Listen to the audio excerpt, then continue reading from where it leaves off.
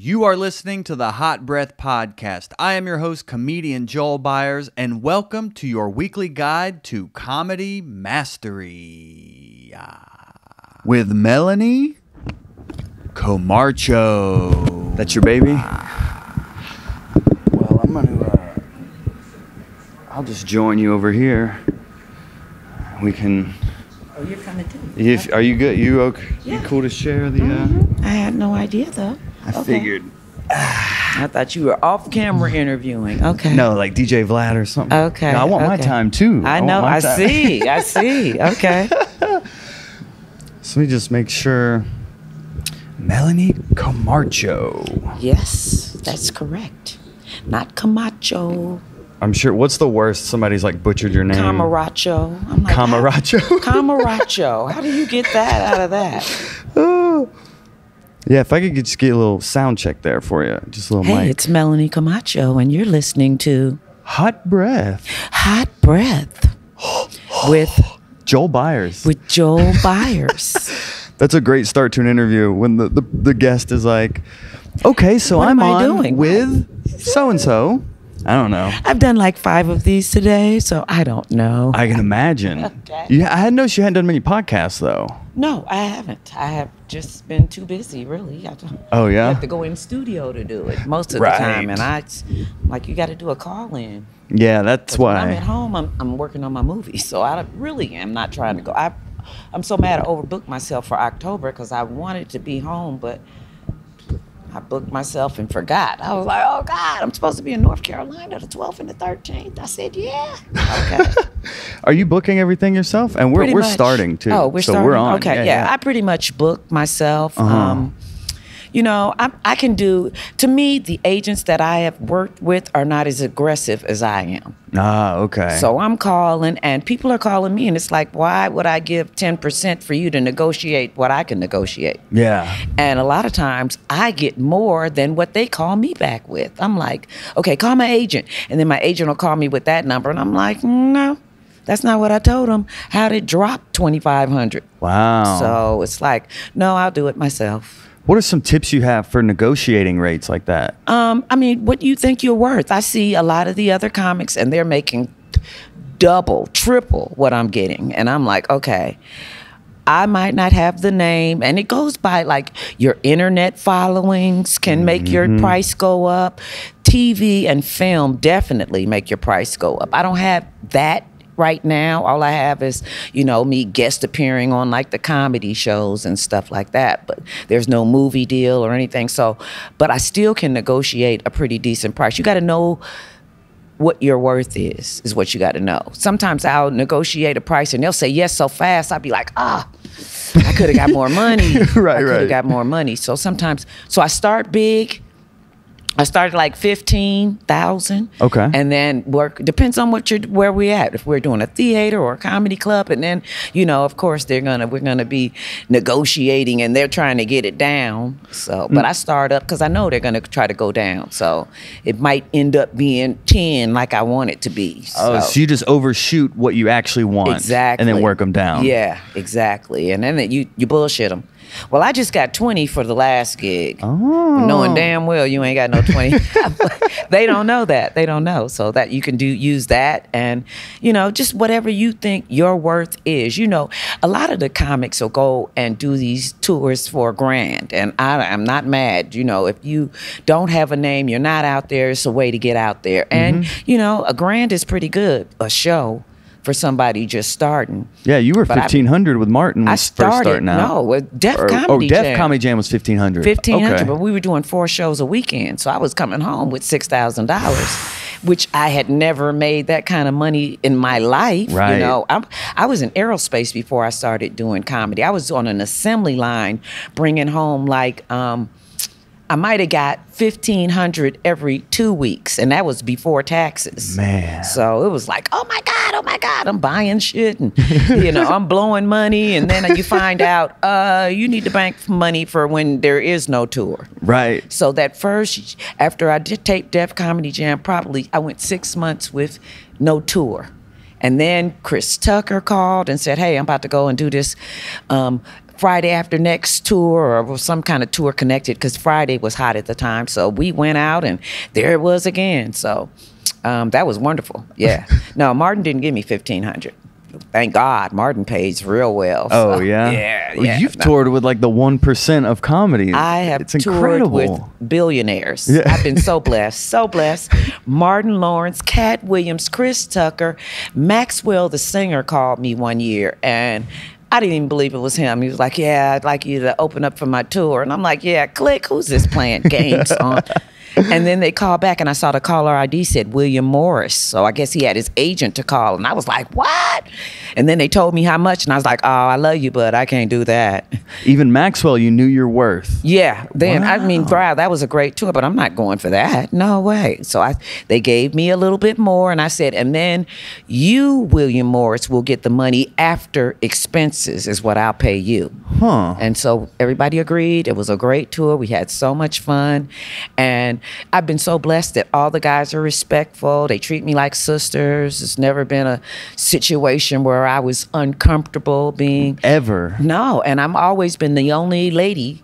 Usually, except for the Katt Williams tour, I was the only lady on tour with these guys. And they were protecting me like I was their sister. So that was really cool. What are some of your favorite like tour memories? Do you have any cool stories I working with these do. guys? One time when I was on tour with Chris Tucker, Prince called Chris and said, "Hey, can you come over to the house after the show?" And I was like, "Shit!" And Chris was like, "Hey, you want to go?" Hell to the yeah, I want to go to Prince's house. So we went to Prince's house, and that was absolutely amazing. We toured the whole house. He even has like a club on the property, so it was amazing. I loved it. And then one night, I'm at the Improv Hollywood, and Prince is there. So the Improv's calling me, "Hey, Prince is here. You might want to get over here." Shit, I ain't never got dressed so fast in my damn life. I'm running lights getting to Hollywood, and I got there in time to perform in front of them. So those are some great memories for me. Wow. And the private jets and all that Oh, too. we I won't even guess. go there. It's Private just like, jets. this is not. This is like, I'm trying to play it off like, oh, this is something I'm used to. But in my mind, I'm like, oh my God, I'm on a private jet flying all over the country because I flew private with Chris, Martin, and Katt, all of them. And it was all amazing. And oh God, we had so much fun with these guys. I remember one time when I was on tour with Katt, we had went to a restaurant and we all ordered food, right? And so I ordered a steak trying to be different from everybody else. And here comes the biggest steak I've ever seen in my life. So when it hit the table, everybody's laughing because they know, I eat like a bird. She's not going to eat all that. Everybody's laughing and pointing at me. So Katt comes over and whispers in my ear, $500 says you can't eat that whole steak. Wow. I think we sat there for an extra hour because I was eating that steak. I was getting that $500. You got it all down? I got it all down, and Wow. I got that $500. It was the coolest thing ever. What's so interesting about Katt is like he has like this camera persona, but everything I've heard behind the scenes has been good. He is the biggest heart. He's the greatest guy. I've watched him. We did a college one time where I watched Katt throw $5,000 to the audience, to the kids. He came to my show and gave a couple of the comics like money, See? just for performing. Big heart. The guy has the biggest heart ever. I don't care what they say or you see. He's a really nice guy and very articulate. This guy reads a lot. Interesting. Very smart.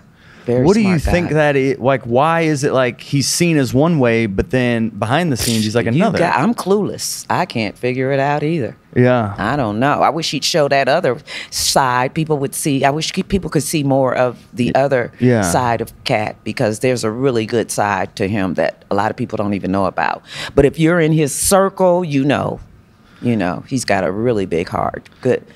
Even when we were on tour, my mom passed.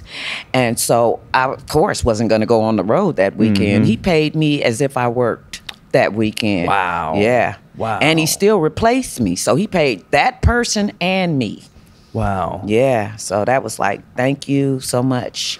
What was your response to him on B103? I'm sure you saw with saw Wanda, it. which you I actually was went on there. tour with Right. early on in the game. Right, yeah. Wanda, me, and Cheryl, when I first started, just Wanda and Cheryl Underwood took me under their, excuse me, took me under their wing. I had all of 10 minutes, and this was before Def-comedy-jam, and they took me under their wing, and we went traveling, and they took me all over the country. I was like, yeah, that was fun. But, you know, Katt had nothing but, he said good things about me. I think Tiffany getting everything she deserves. She's a really sweetheart. She's a great girl. Congratulations on your Emmy, Tiffany. And she's there to open the doors for us. You know, there's no comics have gotten to me to where she is right now, except for maybe Whoopi Goldberg. And Whoopi, you know, she's an EGOT. Yeah. But and congratulations to John Legend, the youngest EGOT ever. It's incredible. Yeah, isn't that? Wow. Yeah. I hope to be the oldest one ever. I believe in I you. want an EGOT or something. Give me anything. I haven't got an award. I got one when I first started comedy. I won this thing called the Soul Train Comedy Awards. And I was up against comics I have never met. When I first started doing comedy, Cheryl Underwood, Wanda Sykes, they were all, you know, they had all been doing it for a while. And I was a new jack, here I come, and I win this thing. I couldn't believe it. I was like, what? Okay, thank you. Standing ovation too? Yeah. And they were like, okay, there's no sex and no belittling, no degrading other people's races. And I was like, okay. So I ended my set with, well, I know they said we couldn't do it, but I want to talk about dick for a minute. And we had just got a new mayor named Dick Reardon. And once I said, no, Dick Reardon, everybody went crazy. And that was the end of, you know. And then they told me I won the next day. But I haven't. That was 20 years ago. I'm ready for another something. Yeah, you started in 1992, right? 1992 I started. And then I taped my first Def Jam in 93. It's like you've been on this fast track. I'm still here. You know, I've been touring. They still calling me. I'm still working. Thank God. I'm here at the Atlanta Comedy Theater this weekend. So if you're in the area, the Atlanta Comedy Theater, 4650 Jimmy Carter Boulevard. I'm bringing the funny. We gonna talk about everything, and there's so much to talk about. Come on. Me Too. I got to start a new movement. Not me, goddammit. Not me. I don't play that. They know better who to come to. You've never gotten Me Too or any never. situation like that? I'm looking at some of these women. I'm like, somebody tried to mess with you, and nobody's even looking my way. How the hell did that happen? What is going on? You know, really? I don't know. But what do you attribute to being on tour with so many people and being able to sustain this success for this long? Well, I try to, like I said, keep my mouth and my legs closed. That helps a lot, you know. Don't try to, and stay humble. A lot of these comics go on tour with these major comics, and they might have a great set that night, and they're like, I was funnier than he was. So that's where you really mess up. Shut up, stay humble, because you might have been funnier. But who came to see you? Nobody. Your name isn't even on the bill. You are here. It says such and such and friends, and you were blessed enough to get chosen as a friend. And that's where a lot of comics, he kicked me off his tour because I was funnier than him. No, because you got cocky. That's why you got kicked off tour. Wasn't because you was funnier.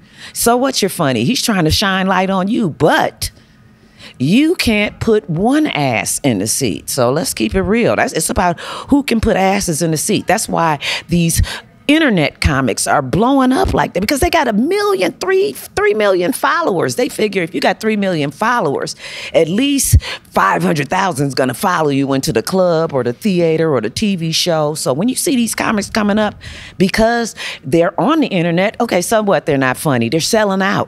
They're selling out. They're putting asses in the seat, and that's all this business is about. It used to be a day when it was all about who's the funniest.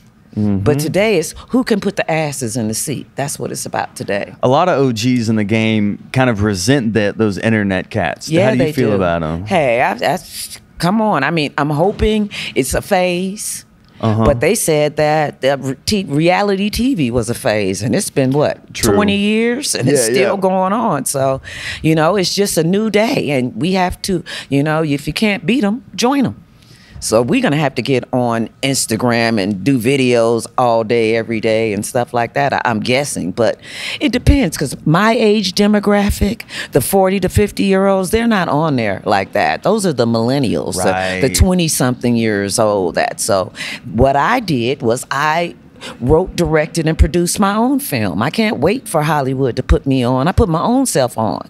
And I went out, and it's an ultra low budget, which means ain't a lot of money involved. And I grabbed every comic in LA. They all supported me and came out. It's J. Anthony Brown, Tiffany Haddish, Bruh Man from the Fifth Floor, A.J. Johnson, Kim Whitley, Coco Brown. These are just some of the many, Damon Williams, and Marvin Dixon, Coco Brown. It's so many comics I can't even name, but they all came out. It's a film about I try to do movies. I write scripts too, so I wrote this and some more scripts. But this is about a group of thieves in LA. So they're stealing clothes, bringing them to the hot house for me to sell to the public. Oh. So it's like a Robin Hood type of thing. We steal from the rich and we give to the poor. Right. So you can get whatever you want. You tell me where you saw it at and what size you are. In 3 days, we got you. You know, I'll tell my boosters and they'll go out and get it. So yeah, it's called Boosters, right? It's called Boosters. And Boosters LA is what I'm going to change the name to. Oh, but it's Boosters, yes. And it's funny. And I can't wait. We're in editing now, so hopefully it'll be somewhere. That's my hope. I'm going to pray that because of the star power in this film that they're going to pick it up immediately. I'm hoping it's a bidding war over it. So we'll see.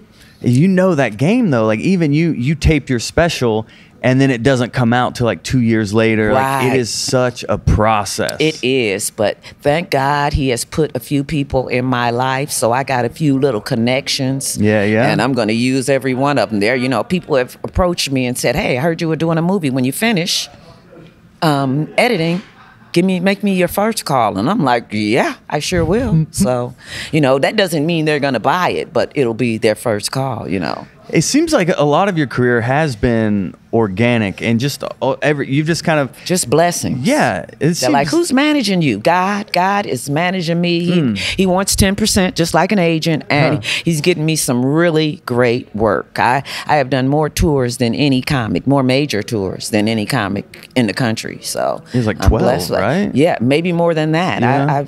I toured some other tours, like I did this tour called Ladies Night Out, where I hosted like Jagged Edge, Drew Hill, Casey and JoJo, all the singing, the guys that sing. So we took that all over the South, and that was a great tour too. Again, the only lady with all these guys. Yeah. So I was like, I put me in another hotel because the groupies coming after them was just doing too much. Side-eyeing me. Look, I'm not with any of them. Oh, really? Okay, I'm just working here. Please don't. What about your groupies, though? You don't get groupies? Oh, you know, my groupies, I get them at the club. Sure, I do. I talk smack about men, and they're lined up after this. Let me give you some new material. Yeah. So I'm like, okay, yeah, right. My room number is, because I don't do comedians, but a fan. Fuck no shit. No, I'm just kidding. Nobody's gonna believe you. You can't bring your phone to my room. So. Yeah, and you'll actually I've heard you talk about you'll actually get material from fans where they'll come up and tell you a story, and you're like, I sure will. Well, I'll just make that me and then present it on stage. You better believe it. I sure do, because I've never had a guy with big balls. That's something a fan told me about. That joke is so funny. You ballers have never come into my life, so I don't know. The bra and all that. Like that's what I loved about. I forgot about the bra joke. I haven't done that in so long. I think that was a tag to the ball. It is. Why should I think, how did the joke go? It was it was about the feet. You guys having sex with your socks on. Said, why should I have cold titties while you got warm feet? I'm not gonna take off my bra if you don't take off your socks. My bra is not in the way of what we about to do. I can tell you that right now. There's something wrong. I hadn't seen you perform. I saw you perform at the old Uptown many years ago. Okay. And now getting to see you again. You know, I'm a little over 8 years in the game, so now getting to watch you and observe you at this level and just. You're writing, and it's just like tag. Like, you have so many tags to your jokes. I try not to let them breathe. Yeah, I can tell. When they're quiet, I'm nervous. So I'm like, okay. And the people are like, they're listening. That's why they're quiet. I was like, oh, okay. Because sometimes it take them a minute to get the joke. And some comics, you know, when they're telling their jokes and you don't get it, they start laughing to get you to laugh. Yeah. And they're laughing more at their own material than the audience is. It's a little cheat on stage. If you laugh at yourself, ha ha ha, then they'll come to you. I don't want to do that. I want to just make you laugh. Yeah, it's not good form. I'm the old school. I'm an actual stand-up. There's so many kinds of comedians, you know. You got your singing comedians, you got your dancing comedians. You're really physical. They're running back and sweating like a dog by the time they finish with their act. I just stand there. For the entire time. Yeah, you stand in it, and you're just boom, boom, boom. I'm there. You might get 2 or 3 steps. I got maybe 1 or 2 jokes that I actually have to move around with, and that's it. So when you are developing your material, like let's say, and the battery might die, so I may need to reset, but we'll just see. So like a fan comes up to you and tells you about this like this big ball story. How do you then develop that into like to become stage ready? What is the process from translating it? I just take it out onto the stage and test it on them. I'll throw it in with some other sex jokes, and then I'll just throw it in. Oh, you ever had a guy with big balls? And then instead of saying, my friend told me, I'll be like, yeah, I met one the other day. And then first person. That's how I do it. Yeah, I make it seem like everything's about me instead of my fans. Even some jokes I tell about my friends, they were like, I'm gonna kick your ass, because they know it's them. I said, only person knows it's you is you. Everybody else thinks it's me. So that's how I do that. Are you pen to paper? Like, will you write stuff out? I do. I'll write it out. What I'll do nowadays, because it's so easy, is I record on my phone. Interesting. I'd be like, oh man, I got to do some material. Like I had the Uber from hell on the way to the airport from my house in LA to the airport. I've never had an Uber driver. This was the most ghetto ratchet Uber driver. She didn't even get 1 star out of me. And I was like, oh my God, I got to do some material on this. She's talking on the phone while she's with me on speaker about her car being repossessed. I'm like, really? Really? Is that the conversation you want to have in front of me? She doesn't know who I am, and you know, she doesn't know she's about to be part of my act. So you never know who's in your car. And then she's got an attitude. You know what? People get in here all funky and bougie. Just because I drive for Uber don't mean I'm going to get out the car and help you with your bags. I was like, wow. I said, well, but they probably do that so they can get 5 stars, okay? And a compliment. I said, and sometimes you get a tip. It's all about your attitude. Yeah. You know, you act like we doing you a favor. You doing us a favor, but we doing you one too, right? Yeah. Because you wouldn't be driving Uber if you wasn't broke. So let's keep it real. You in here trying to do these $5.99 rides with Uber so you can pay your light bill. Stop. We not the one, and this ain't even your car, is it? This Uber's car right now. Stop. If it was repossessed, yeah. No, her real car was repossessed. Now she's driving Uber's car. Oh, this was the Uber? No, she said it was her mom's car. I'm like, wow. Oh, so you and your mom are driving Uber. Wow. Scary. Yeah. I'm blessed. So blessed. Yeah, you're blessed to have successful daughters. Yeah, successful daughters that don't drive Uber. Yeah, one's a social worker, right? Nothing down about that. Hey, if you do what you got to do, hustle. If it beats going on the pole, so go on and drive that Uber. Hello. But I'm just blessed that I haven't. I've been 25 years in the game. I've never had to go to Trader Joe's or anything. I've been able to maintain a roof over my head for the entire time. So and from the jump though, like a year in, you're on Def Jam tour. It almost seemed like you didn't really have that open mic grind where you're just like in the trenches. Almost a year I did. And I entered this comedy competition, and that club used to give me so much love because it was the one I started with. And then I tried some new material, and downhill it went. Other people won. Everybody, thought I was going to win the competition, but I came in like 3rd place. But then a couple of months later, I won that Soul Train Comedy Awards, and it paid $25,000, and this only paid like $100. So I was good. $25,000 to win that? To win the Soul Train Comedy Awards. Oh my gosh. It was like, I love it. Well, my listeners know what I love about asking comics is you talk about this set and you went and then down it went. But I love hearing the highs, but I also love hearing the lows. So what is a show you've done that like you got booed or epically bombed? Like, you know what? I got booed at Showtime at the Apollo. Okay. But the best of the best has been booed at Showtime at the Apollo. But they didn't boo me off. Okay. They booed, and then I went straight to the ladies. Ladies, I need y'all help. Where y'all at? And they was like, ah! Wow. So I made it through. So that was probably one of my scariest. I did a joke once about guys going to the doctor, taking a urine test.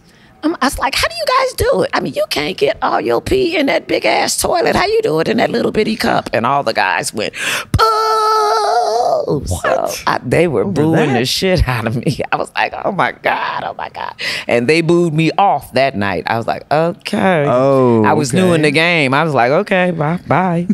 I'll see you later. But I've been so blessed to just have a lot of good shows. I haven't had one, thank God, in any major market where I got booed. But sometimes we have a show that we weren't happy with, but the audience was. Mm-hmm. I know you was like, dang, that didn't go. But the audience is after the show, they're like, oh man, you were funny as hell. Yeah. So, we all are always get those. Interesting ones where you don't feel good about it, and then people come up after, and they loved it. They loved it. And they loved it. What happened? Loved it. Yeah. You're like, well, you guys should have seen me last night. I was really funny.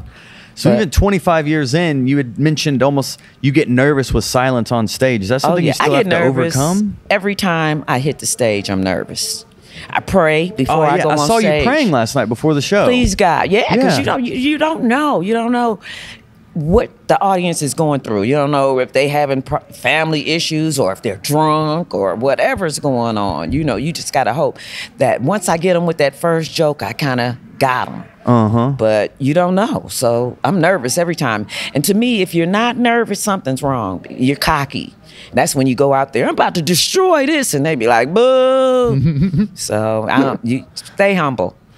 What about the comedians you've worked with, like Martin and Katt and Chris? Is it their performance? Is it always pretty much the same, or do they do a lot of like improvising on stage? Katt is the king of improvising. This guy is. I watched him. We did. I think it was Just for Laughs in Montreal one year. This guy ended up doing like 20 minutes on the ride into the city at the festival and destroyed. I was like, wow, who does that? If you saw his last special, I think he did 15, 20 minutes on whatever city he was in Florida. I think they had just had a hurricane or something there. Might have been Jacksonville. Yeah. Yeah, his improv he's a master at it. So, yeah, I've seen him do really good. I mean, they all do well. I haven't been on a show with any one of them that they didn't have a good show. I mean, like I just said, we think we didn't have a good show, but the audience is like, yeah, they lined up waiting to see him, And some of them could say boo. I mean, Martin's at the point he could say boo, and they're Yeah, they come, especially when you have a built-in audience. They got respect. They come to see you. He's a legend. Yeah. They love him, so he can't do no wrong. I love being around veteran comedians and absorbing as much knowledge as possible. You better believe it. And what have you absorbed from working with them? And to stay humble. They taught me stay humble. To be nervous is a great thing. I got the opportunity to do a show in front of Richard Pryor one night at the Comedy Store in L.A. And it was amazing. And I had the best 10 minutes ever in front of Richard Pryor. It felt so good. And everybody was like, you should have did more time. You should have did more time. And Richard heard him telling me that. And he told me, he said, come here, let me tell you something. And I was like, what? And he was like, because I was kind of scared. He was in a wheelchair. I was like, what is he finna tell me? He was like, always leave them wanting more. It's like, that's what the legend told me. So forget what you knew Jack said. You don't know what you're talking about. So yeah, that was great for him to tell me, always leave more. So doing not enough time is not bad. Oh my God. It's not a bad thing. Richard Pryor. Richard Pryor. It was amazing. I got a chance to do comedy, thank God, in front of people I did a show last week in front of Maxine Waters. And she's like, here's my number. Whenever you're performing in LA, call my office so I can come. What? I'm doing the Tom Joyner cruise, and I'm doing some dirty jokes because I don't see Farrakhan sitting there. I'm like, oh my God. So I'm like feeling some type of way the next day because Farrakhan and his whole team are there, all his security. And I'm scared. I'm in the lunchroom the next day, nervous. And I was like, would you please tell Mr. Farrakhan that I am so sorry I did not see him there. I didn't want to be disrespectful. And he was like, oh, I was laughing on the inside, sweetie. You're good. Oh my God. Yes, so It's so cool to see you this long in the game and still, it's like you're just as enthusiastic as if this was like your first year. Oh, I love what I do. It's such a blessing. I love my fans. I love talking to people who don't know who I am. Especially like sometimes at a show, I was talking to this one girl. She had no idea who I was. And then once I got on stage, and she was gay. So I do this joke. Did you see it last night? Yeah. She just was so excited that that's the one. She's jumping up. I can see her in the audience because she didn't know who I was. And I wasn't going to say, oh, I'm the opening act. You'll see in a minute. And that's the coolest thing when they don't know who you are and then you perform in front of them. Yeah, so you had a fan crying last night. Yeah. She was coming up to you and crying, and I was just like, oh my God. Did you see the one that came to the show on the walker? She's in a walker. She had broke her leg or something, and she's pushing the thing coming to, I was like, that. I got a picture. I said, we got to put this on Instagram. Look at, oh my God. They came out for you. Oh, it was a Thursday night, and it was like packed out. Practically sold out, except for a couple tables on a Thursday. The VIP, they didn't want to pay that $30, but they paid the rest. Everybody else filled it up, so it was cool. Well, congratulations, and honestly, thank you for doing this. Thank you for having me. You guys support. Make sure you tune in to his podcast. Is it weekly or daily? Weekly, every Monday at 8 a.m. Every Monday, 8 a.m. Check it out. Thank you so much. You're welcome. Before we get out of here, is there anything else you want the world to know? You guys just got to catch me. I'll be on the Capital Jazz Cruise. Let me see. Let's start off with October 6th. I'm in LA doing the Comedy Union. The 12th and 13th, I'll be in Clayton, North Carolina, wherever that is, somewhere near Raleigh. The 20th, I'll be at the Music Hall in Detroit. And the 27th, I'll be doing a show with Talent the Funny Man in New York. So you guys catch me. Follow me on Instagram, melanie-comarcho, COMARCHO. And Melanie, the way Joel's mom would send it. Is it MELANIE? Melanie. My mom didn't try to change and put the black spin on it. Melanie-comarcho. She was trying to make sure I got a job. So and you did. Yeah, great job. Yes. Well, thank you, Melanie Comarcho. Thanks for being on Hot Breath. Thank you so much for having me. All right, tune in, Joel, you guys. We out here.